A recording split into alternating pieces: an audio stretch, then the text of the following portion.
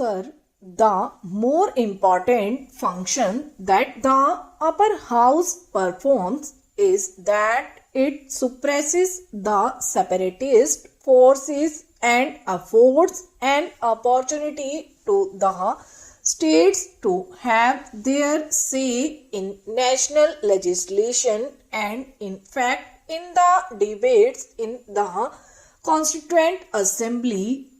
This aspect was put with great emphasis by the honorable members. The second chamber is essential in a federal structure because the House of People, being the representative of the people, obviously the people will have their say there. But the states also should have a say of their own in a democratic constitution, and the Rajya Sabha, being a council of states, obviously the states will have a say, and in our constitution we have recognized the importance of the voice of the states because certain constitutional amendments cannot go through unless they are passed by the majority of the states. Therefore, in our democracy, people are the main criteria, but the opinion of the majority of the states on important issue is also an important factor. Whether this aspect will be properly fulfilled by the Rajya Sabha will be dependent to a great extent on the composition and the powers which the Rajya Sabha has in comparison with some of the other second chamber that we have in the world today. For example, the most powerful second chamber in the world today, everyone will have to agree, is the Senate of the United States. The Senate members are directly elected.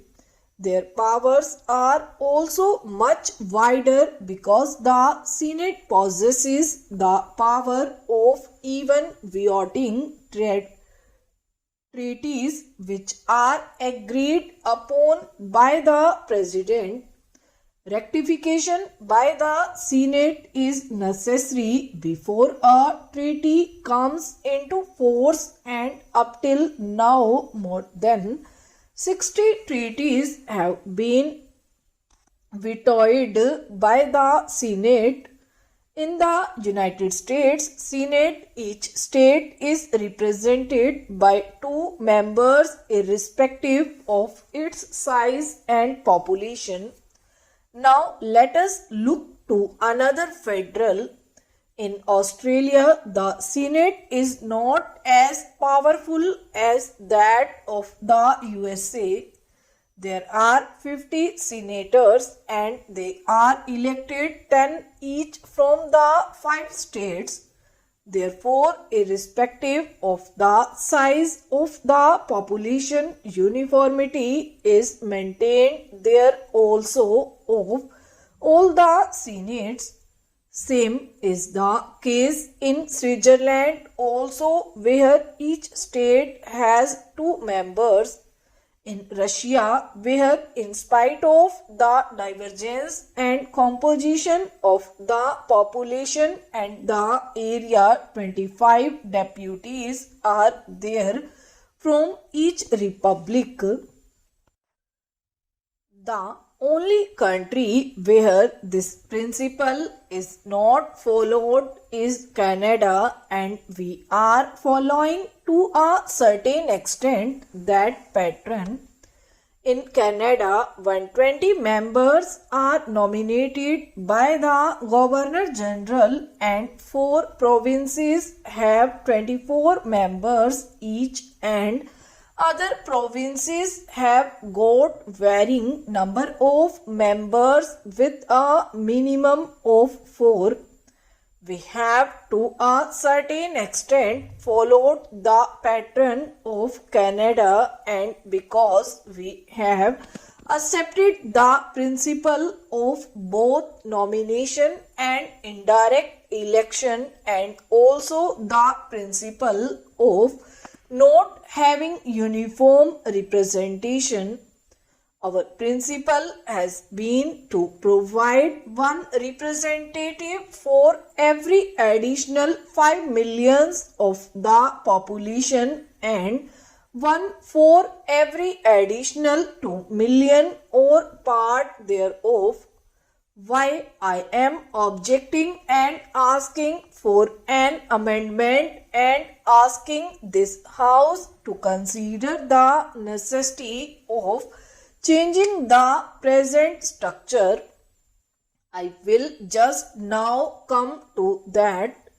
In the House of the People, obviously the House being representatives of the people, the populous states will have more representatives. Nobody can deny it, and that should be the first and basic principle. But unless there is another chamber where the smaller states may feel that they are not overwhelmed by the populous states, I think to a certain extent situation arise some day when the smaller states may feel that their problems are not being discussed in the proper perspective as it should be discussed. Obviously, at this moment, I will concede that not only the quantity but quality also counts. But in a democracy, the number also counts very much. Nobody can deny, and in fact this is one of the reasons probably which prompted all other federal democratic countries like the United States, Russia and Switzerland to have uniformity of the number representing their states.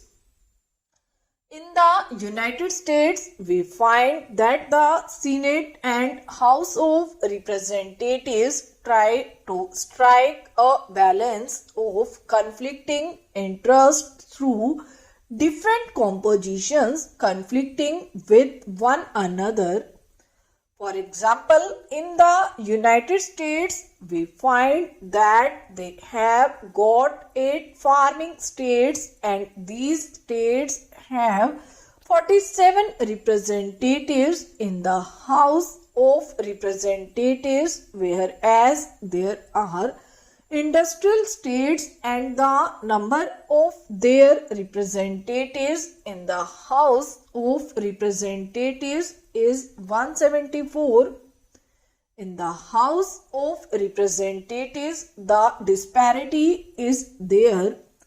The industrial states may have a dominating voice and much more time may be taken in discussing the industrial matters, but that has been balanced in the upper house. I feel we should have also a fresh view as to whether the composition of the Rajya Sabha should be changed because of this first principle alone. This should be considered very carefully.